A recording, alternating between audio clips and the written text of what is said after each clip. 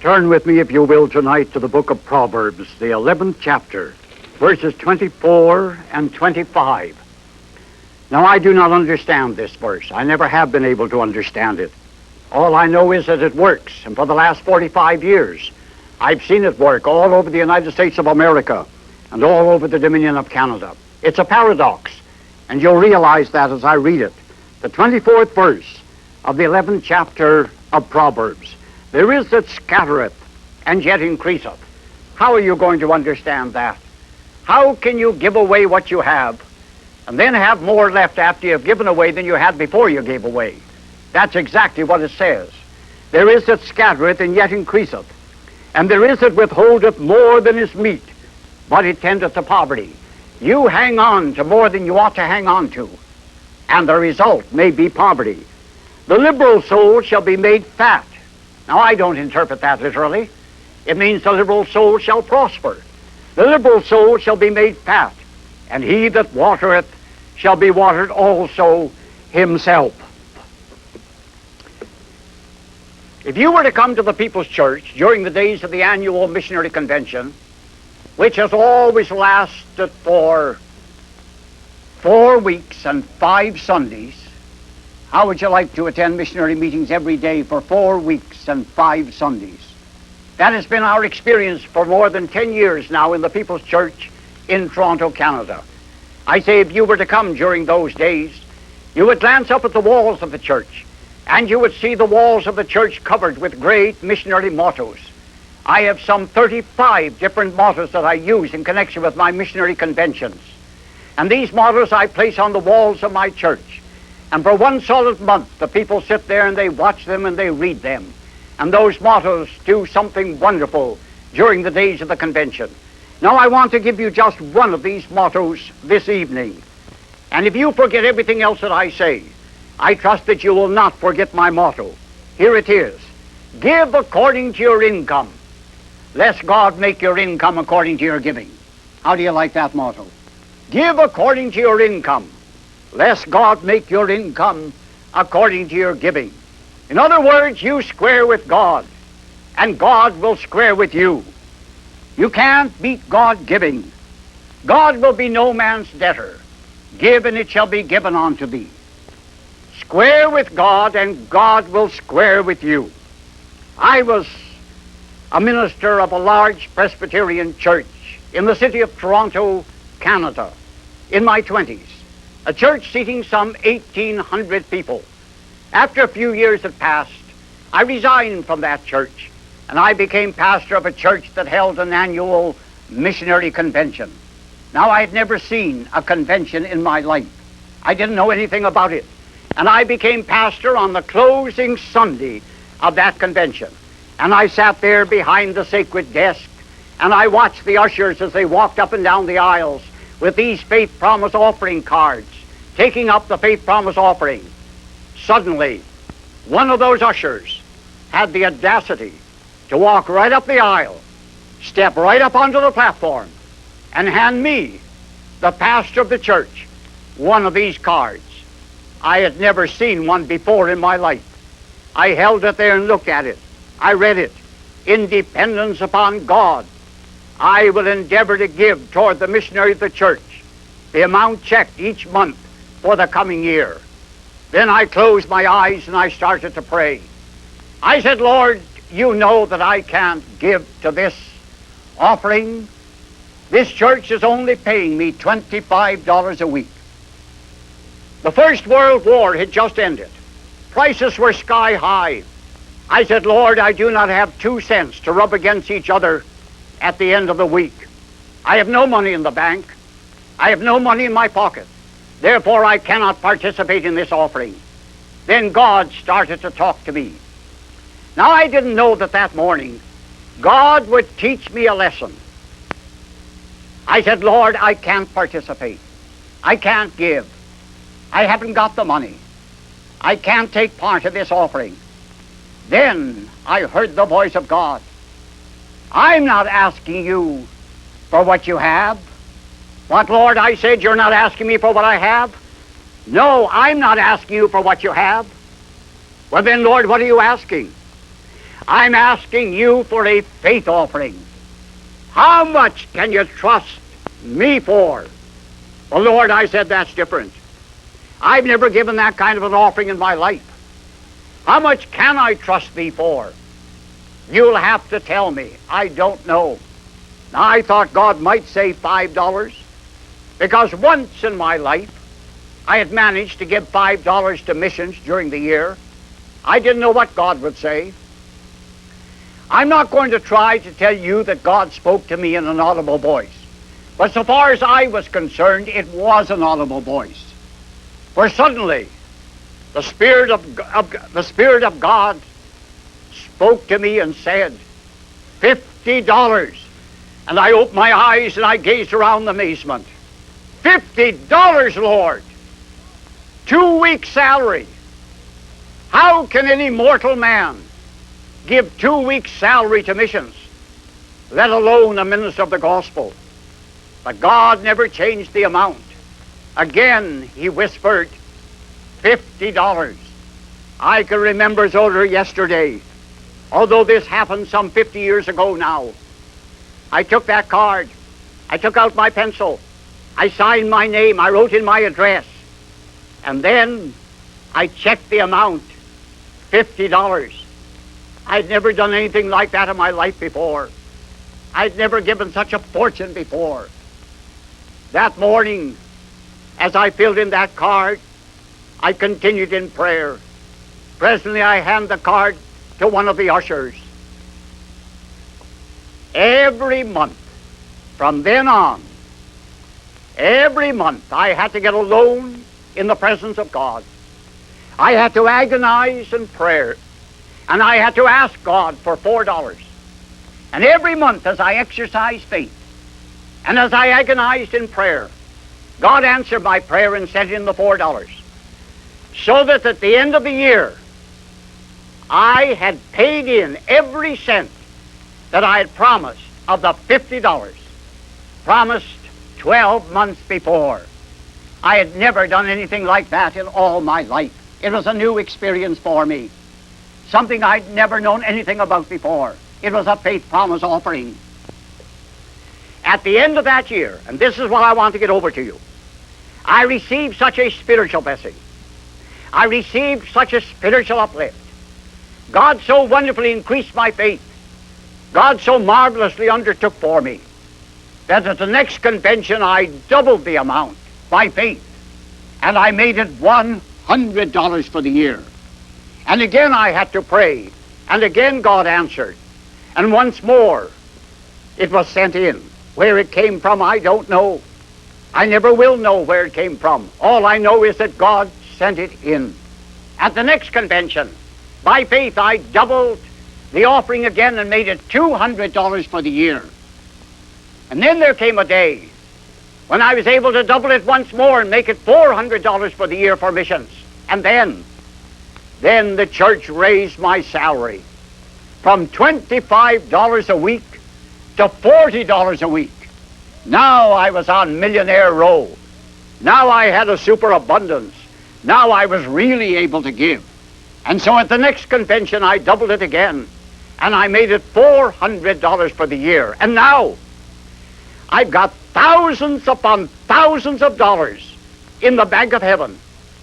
And if I'd waited until I had the cash, I never would have had anything to send on ahead, because I never would have had it. I gave it when I didn't have it. I gave it when I didn't know where it was coming from. I gave it when I had to pray for it. I gave it when I had to trust God for it. I gave it when I had to exercise faith. And God met my faith. And God sent it in.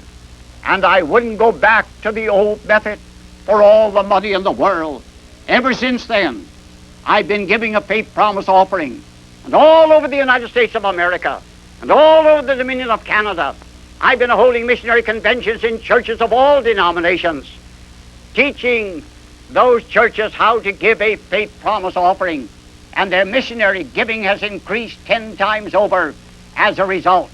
I think of the great Park Street Congregational Church, Boston, giving something like $3,000 a year to missions at one time, and now giving over $300,000 a year.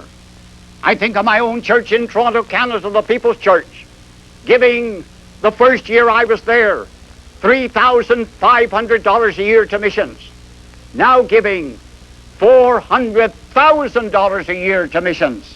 For at our last convention, that was the amount God enabled us to give. And we have a church of working people, ordinary working people, professional people, but a church that has caught a vision of missions, a church that is on fire for world evangelization.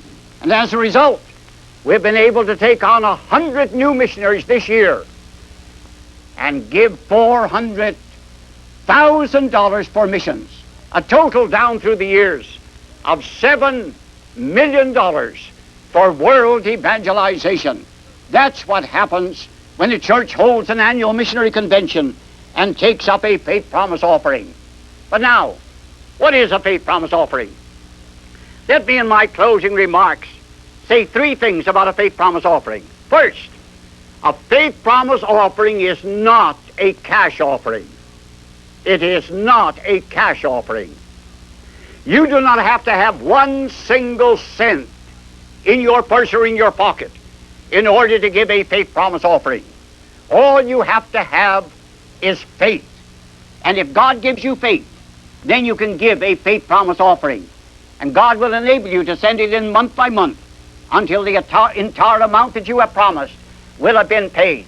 A faith promise offering, I say, is not a cash offering. Suppose I have a dollar bill in my pocket.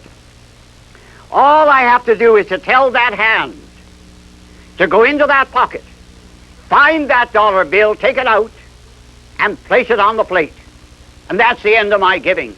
I'll never have to pray for it. I'll never have to trust God for it. I'll never have to exercise faith for it. I've got it. All I have to do is to give it. That's a cash offering. And then there's another reason why I never take up a cash offering for missions.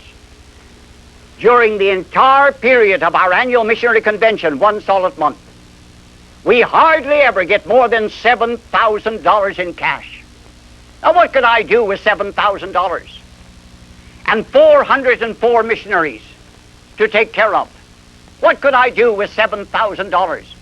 I would have to tell the various missionary societies to send most of our missionaries back home. But during the same period, during the same month, we can get $400,000 in faith promises, $7,000 in cash, $400,000 in faith promises.